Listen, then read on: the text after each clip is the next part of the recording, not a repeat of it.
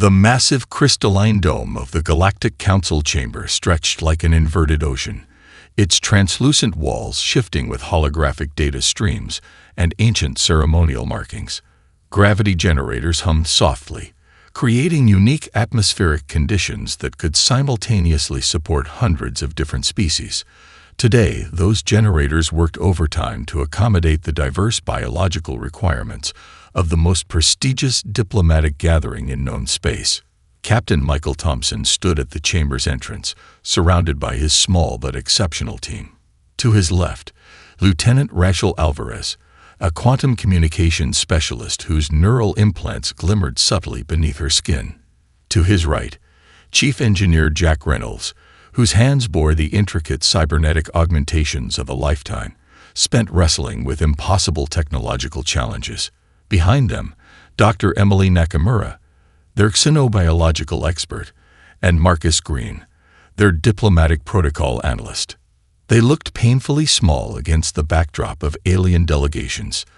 The Zarn representatives towered at 15 feet, their crystalline bodies refracting light in impossible geometric patterns. The Arcturian diplomatic corps wore robes that seemed woven from living starlight, each thread pulsing with complex biocomputational algorithms. Holographic translators buzzed around each delegation, creating intricate linguistic bridges between species that had nothing in common except their presence in this moment. Zornak, the Arcturian Grand Diplomat, observed the humans with a mixture of curiosity and barely concealed condescension.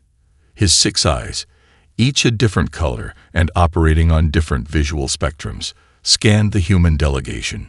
Centuries of galactic diplomacy had taught the Arcturians that most emerging species followed a predictable pattern. They would enter terrified, desperate to prove their worth, ready to accept any terms of engagement. These humans were different. Captain Thompson's posture suggested nothing of submission. His dark brown eyes moved constantly, not with nervousness, but with a calculated assessment of the environment. Every subtle movement spoke of military training, but there was something more, an underlying current of intellectual curiosity that seemed to make the very air around him vibrate with potential. The chamber itself was a marvel of galactic engineering. Suspended in near absolute zero temperatures, its walls could instantly reconfigure to accommodate any atmospheric or gravitational requirement.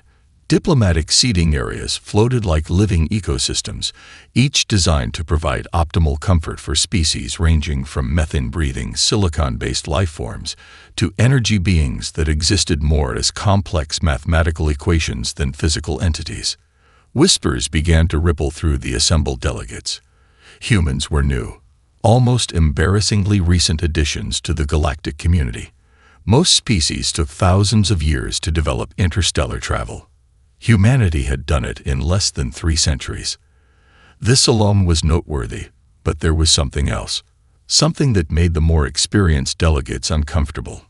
The humans carried no traditional diplomatic credentials, no elaborate ceremonial attire, no complex translation matrices, just 5 individuals, dressed in what appeared to be simple functional uniforms, carrying equipment that looked both primitive and impossibly advanced. Lieutenant Alvarez's neural implants were quietly processing billions of data points, creating real-time linguistic and cultural analysis faster than any standard diplomatic computer. Marcus Green stood with the relaxed confidence of someone who had studied 1,000 different first contact scenarios and was ready for anything. Dr. Nakamura's eyes constantly shifted, collecting microscopic biological data about the chamber and its inhabitants. Chief Engineer Reynolds had a small device in his hand, something that looked like a simple diagnostic tool, but was actually a quantum-encrypted multi-spectrum communication device capable of processing more information in a microsecond than most galactic networks could handle in a standard solar cycle. And Captain Thompson. He was the wild card. A veteran of multiple deep space exploration missions, he carried with him the collective experience of humanity's most aggressive and most innovative minds. His very presence seemed to challenge the established order of things. The Arcturian Grand Diplomat Zornak made a slight gesture, and the chamber's ambient lighting shifted. Holographic protocols materialized, creating intricate pathways of diplomatic engagement. This was the moment where most emerging species would begin their nervous, apologetic introduction. The humans simply waited. And in that waiting, something fundamental was about to change in the galaxy's understanding of itself. The invitation itself was unprecedented in galactic diplomatic history. Typically, emerging species were identified through long-range observation protocols that had been refined over millions of years. The Galactic Council's standard procedure involved decades, sometimes centuries, of careful monitoring before any direct contact was initiated. Humanity had shattered every known protocol. Their first interstellar communications had been detected barely a century ago. Crude radio signals that initially caused more confusion than interest. Most advanced civilizations would have dismissed such primitive transmissions as background noise. But something about these human signals was different. They carried an energy, a complexity that defied standard categorization. The Quantum Observation Network, a massive interconnected system of computational entities that monitored potential emerging species, had been the first to raise an alert. Its primary directive was to assess technological and cultural development, using algorithms so complex that they approached sentience. When the network's primary computational core suddenly redirected 0.03% of its processing power to analyze human transmissions, it was a moment that sent ripples through the galactic scientific community. Ambassador Helena Reyes of the Earth Diplomatic Corps knew the full story. Her confidential briefings revealed a complex narrative that most humans, and certainly no alien species, fully understood. The invitation was not just a diplomatic gesture. It was a carefully calculated move born of equal parts curiosity and concern. The Zarn Collective, who had orchestrated this invitation, had their own motivations. They were a species that had achieved interstellar travel over 50,000 years ago, a civilization so old that they viewed most emerging species as children. But humanity represented something different. An anomaly that challenged their understanding of species development. Human technological progression defied every known model of civilizational growth. They had moved from basic industrial technology to quantum computing in less than 2 centuries.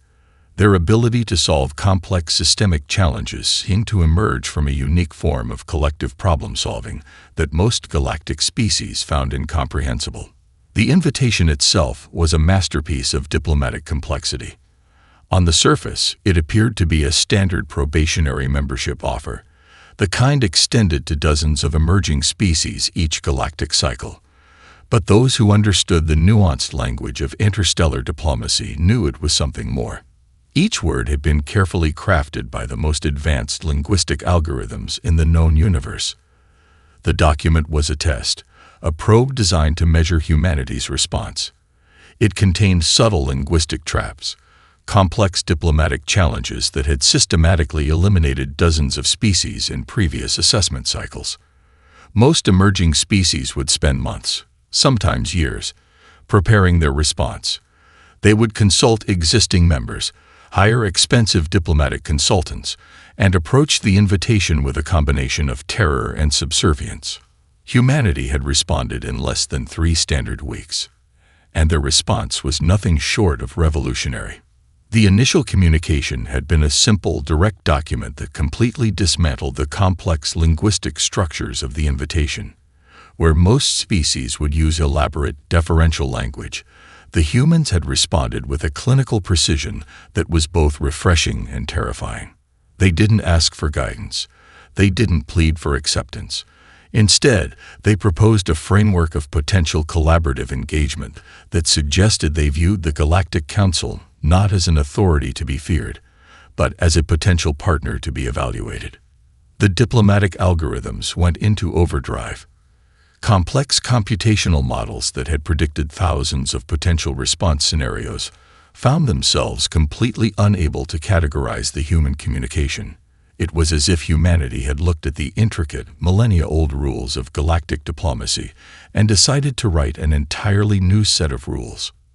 Within the Galactic Council's most secure communication centers, heated debates erupted. Some advocated for immediate restriction. a standard procedure for potentially disruptive emerging species. Others saw something unprecedented, a civilization that might actually challenge the established galactic order. The Zarn Collective's primary diplomatic AI had spent 72 continuous computational cycles analyzing the human response. Its conclusion was both exciting and terrifying. Humanity was not just another species to be categorized and controlled. They were a potential variable that could fundamentally reshape galactic interactions. And now, in this massive chamber suspended between star systems, that potential was about to be tested. The invitation was more than a diplomatic gesture. It was the beginning of something entirely new. The holographic display flickered to life with a precision that immediately captured every eye in the chamber. Captain Michael Thompson stood completely still, a study in controlled intensity, as the first images began to unfold. Unlike traditional diplomatic presentations that relied on verbose explanations and deferential language, this was something entirely different. The first image was deceptively simple: Earth. But this was not the typical planetary overview.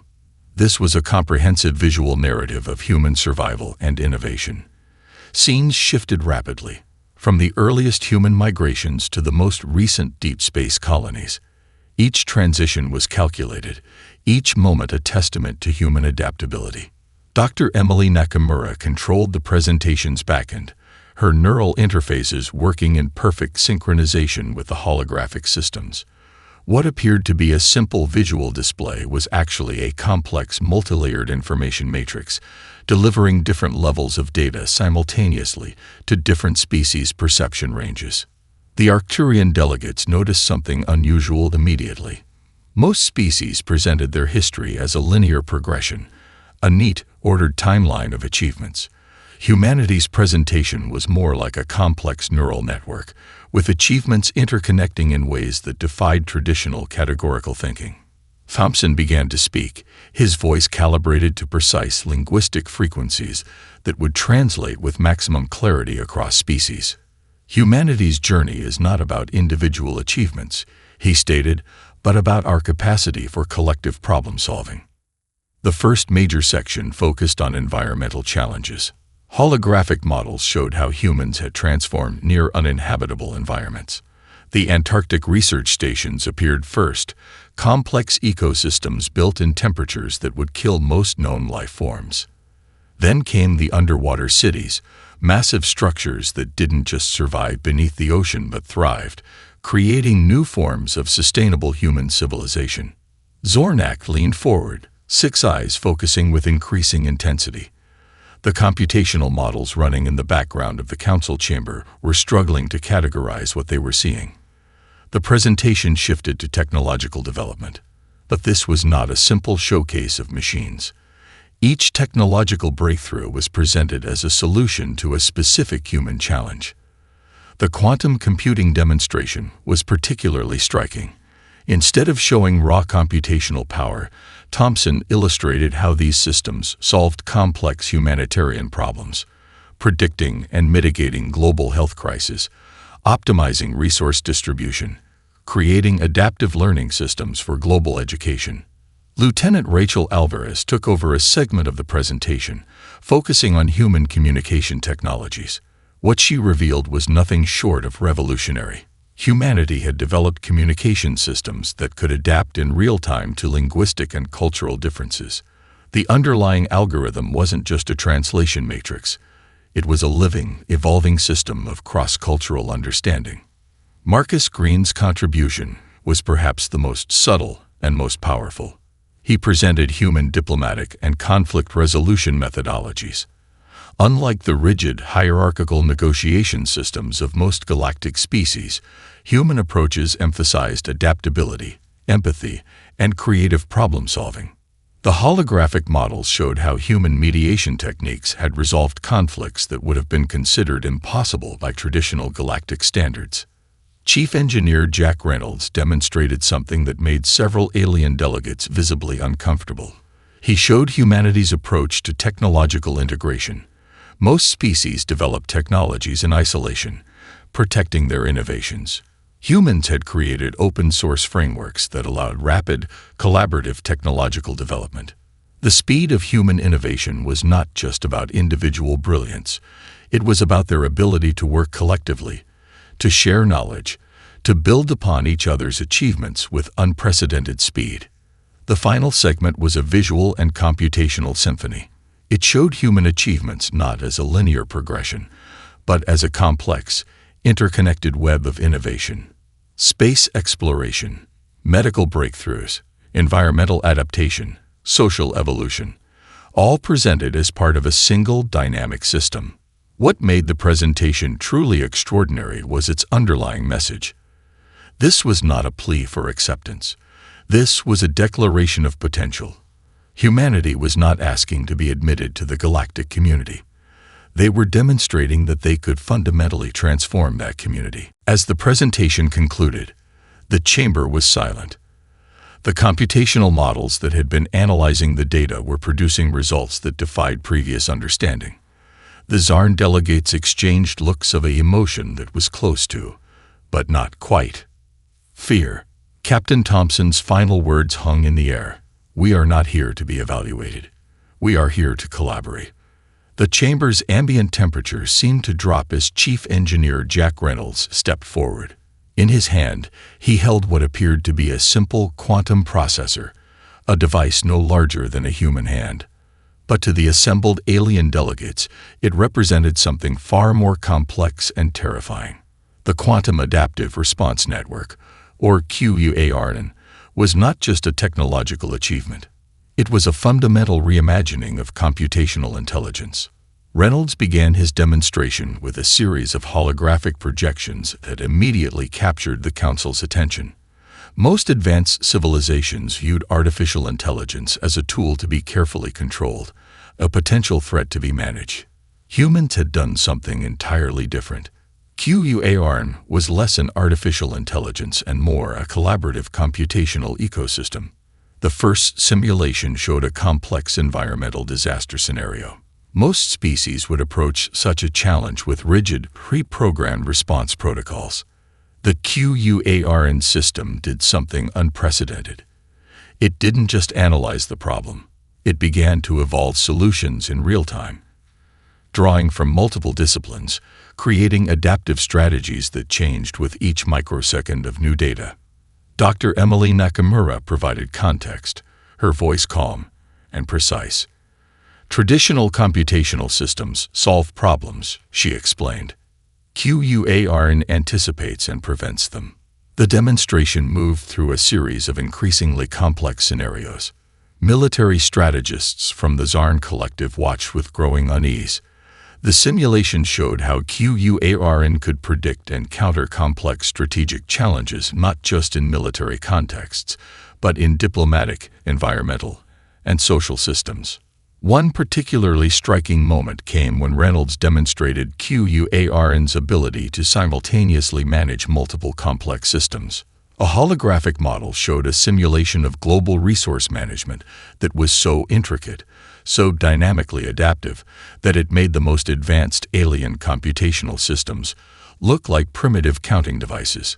The Arcturian delegates noticed something truly unusual. Most artificial intelligence systems were fundamentally reactive.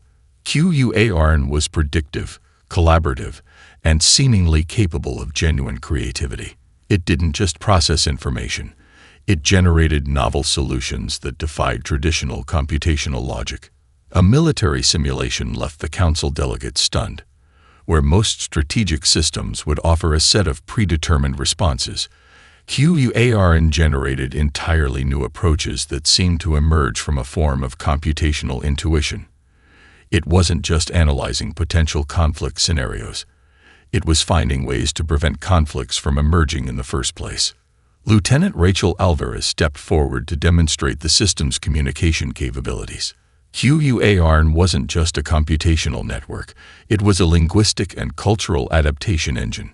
The holographic displays showed how the system could instantaneously create communication protocols for species that had never encountered each other, finding common ground where traditional translation matrices would fail completely.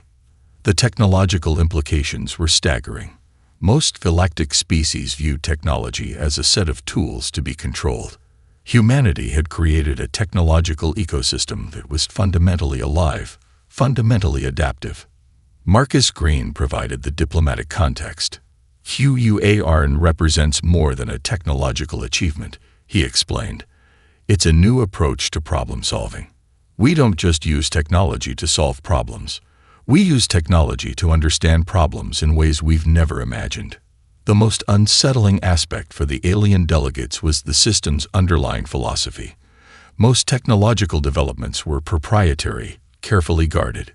HFY was designed with open-source principles, capable of learning and adapting from multiple sources simultaneously. It wasn't just a human technology.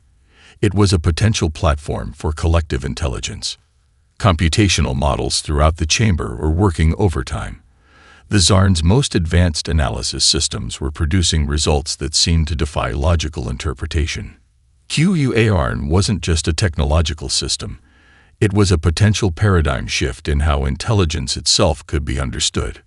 Reynolds' final demonstration was the most subtle and most powerful. He showed how HFY could take a seemingly unsolvable problem and not just find a solution, but generate multiple innovative approaches that no single intelligence could have conceived.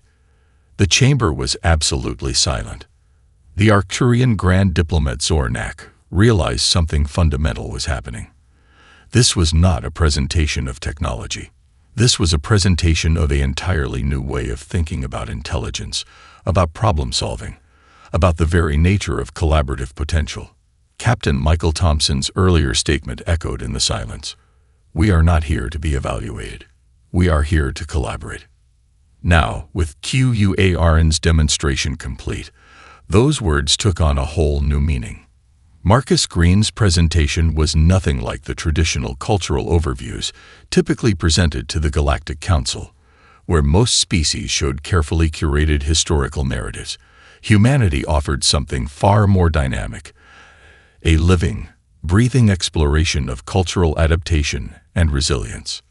The first holographic display shattered every preconception about human social development. It wasn't a linear progression, but a complex neural network of cultural evolution. Scenes of conflict seamlessly transformed into moments of unprecedented cooperation. The aliens watched as humanity demonstrated an ability to reinvent its own social structures with a speed and flexibility that defied conventional understanding. Dr. Emily Nakamura provided the scientific context. Human civilization was unique in its capacity for rapid, systemic social transformation. Most galactic species developed slowly, with cultural changes taking thousands of years. Humans could fundamentally restructure their entire social systems within decades, sometimes even years. The presentation began with a series of seemingly impossible social challenges: climate change, global pandemics, technological disruptions. Challenges that would have destroyed less adaptive civilizations. But humans didn't just survive these challenges. They used them as opportunities for collective reimagining. A holographic model showed the global response to the climate crisis of the mid-21st century. Where most species would have collapsed, humans created a planetary-scale collaborative effort that transformed their entire economic and technological infrastructure. The Zarn delegates watched in disbelief as entire industrial systems were dismantled and rebuilt, with a speed and coordination that seemed to defy fundamental laws of societal change. The cultural adaptation demonstrations were even more striking. Holographic scenes showed how human societies could absorb and integrate massive technological and social changes. Languages evolved in real time. Social structures transformed. Educational systems were continuously reinvented to meet emerging challenges. Lieutenant Rachel Alvarez highlighted something truly revolutionary: humanity's approach to diversity. Most galactic species viewed differences as potential sources of conflict. Humans had developed social systems that not only tolerated differences, but actively used them as sources of innovation and strength. The communication protocols were particularly fascinating. Human language itself was shown to be a dynamic, evolving system. Unlike the rigid linguistic structures of most galactic species, human communication was adaptive. contextual, constantly reinventing itself. The linguistic algorithms demonstrated how human language could absorb and create meaning in ways that defied traditional computational models. Chief Engineer Jack Reynolds presented a section on social innovation that left the council delegates speechless. Humans had developed collaborative platforms that could solve complex social challenges through distributed problem-solving. It wasn't just technology. It was a fundamentally new approach to collective intelligence. The most unsettling aspect for the alien delegates was humanity's approach to conflict. Most species viewed conflict as something to be eliminated. Humans saw it as a potential source of innovation. The holographic displays showed how human societies could take fundamental disagreements and transform them into creative solutions. Educational systems were particularly revolutionary. Where most species had rigid, hierarchical learning models, humans had created adaptive learning ecosystems. Education was not about memorization, but about developing the capacity to learn, to adapt, to reimagine. The presentation moved through global challenges: economic inequalities, technological disruptions, environmental transformations. Each challenge was not just a problem to be solved, but an opportunity for collective reimagining. Captain Michael Thompson's contribution was subtle but powerful. He demonstrated how human leadership was fundamentally different from most galactic species. Leadership was not about control, but about creating environments where collective potential could be realized. The Arcturian Grand Diplomat Zornak realized something fundamental was happening. This was not just a presentation of a single civilization. This was a demonstration of a potentially revolutionary approach to collective existence. The final segment was a computational symphony of human potential. It wasn't a celebration of individual achievements, but a demonstration of collective capability. Scenes of scientific breakthroughs, social transformations, technological innovations, all interconnected in a way that defied traditional understanding. As the presentation concluded, the chamber was filled with a profound silence. The computational models were producing results that challenged every existing framework of civilizational development. Human civilization was not just another entry in the galactic catalog. It was a potential template for an entirely new approach to collective existence. Marcus Green's final words hung in the air. "We are not asking to be understood. We are offering a new way of understanding." The moment of transformation was almost imperceptible at first, a subtle shift in the chamber's energy that most species would have missed entirely. Captain Michael Thompson stood at the center of a developing storm of diplomatic complexity that was rewriting the fundamental rules of galactic interaction. The Galactic Council's standard evaluation protocols were designed over millennia to categorize and control emerging species. These protocols had systematically managed hundreds of civilizations, ensuring a carefully maintained balance of power and potential. Humanity was about to demonstrate why those protocols were fundamentally inadequate. Zornak, the Arcturian Grand Diplomat, activated the first standard challenge protocol. It was a linguistic trap that had defeated countless emerging species, a complex series of diplomatic queries designed to expose technological and cultural limitations. Most species would spend weeks, sometimes months, preparing a response. Humans responded in real time, their neural-linked team working with a synchronicity that defied traditional understanding. Lieutenant Rachel Alvarez managed the communication interface. Her neural implants processed the complex linguistic challenge faster than the Council's most advanced translation matrices could track. Each response was not just an answer, but a counterproposal that expanded the very framework of the question. The challenge protocols were multi-layered. They tested technological capability, cultural adaptability, ethical frameworks, and potential for galactic integration.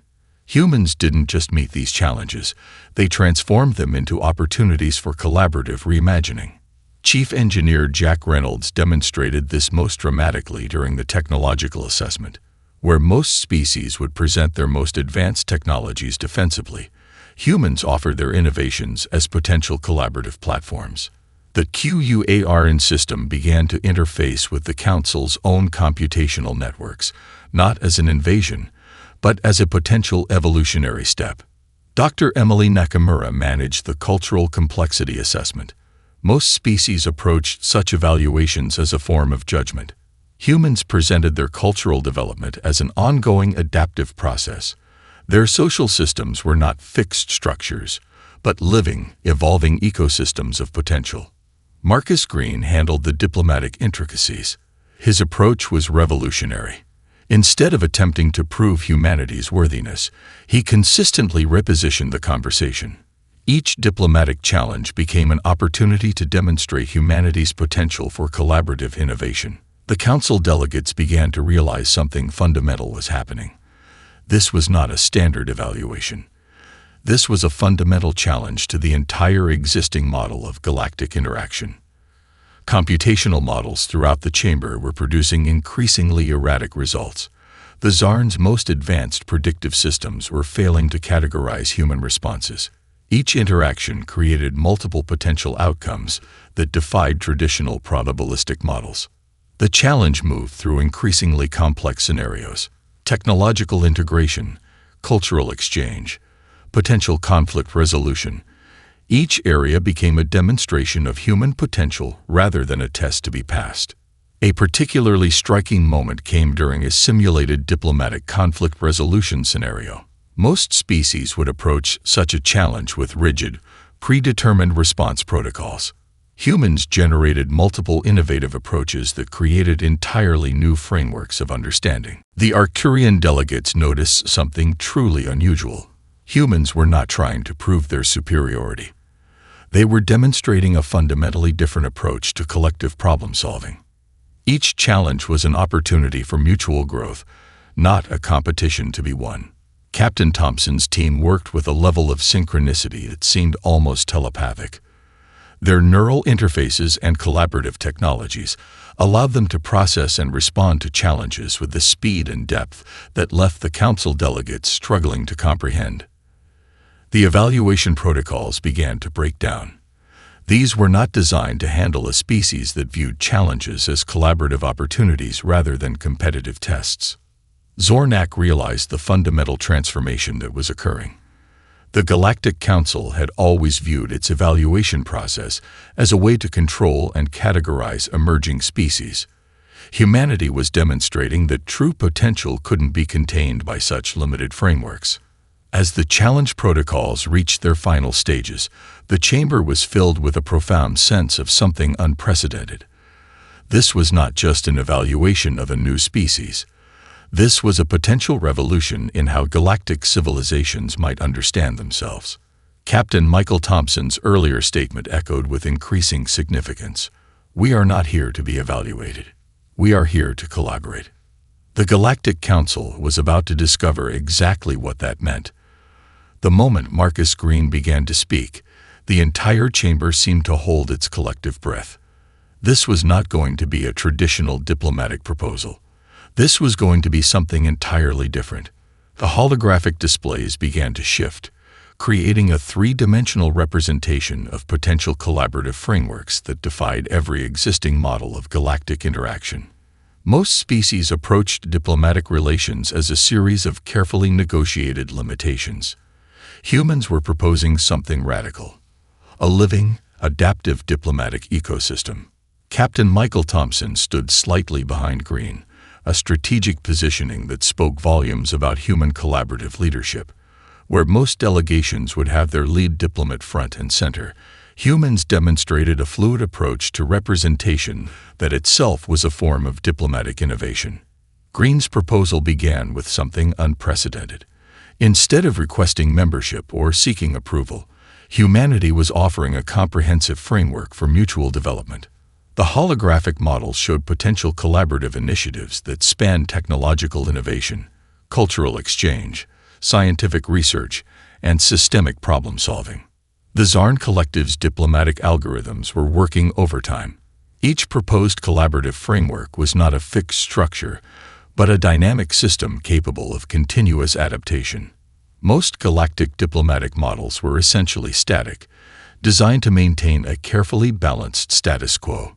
Humanity's proposal was more like a living organism, capable of growth, transformation, and unexpected innovation. Lieutenant Rachel Alvarez managed the technical backend of the presentation. Her neural interfaces were creating real-time translation and interpretation matrices that went far beyond simple language conversion.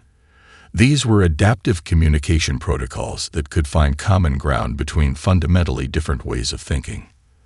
The first set of proposals focused on technological collaboration.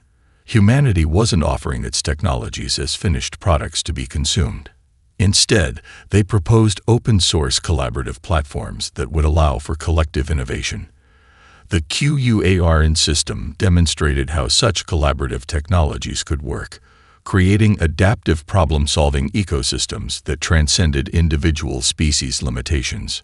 Chief Engineer Jack Reynolds illustrated this with a series of holographic demonstrations.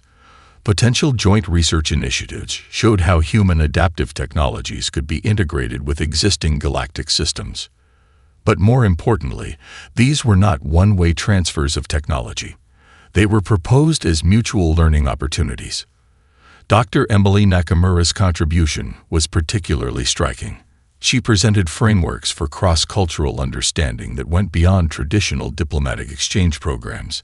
These were adaptive learning systems that could help different species understand each other at fundamental cognitive and cultural levels.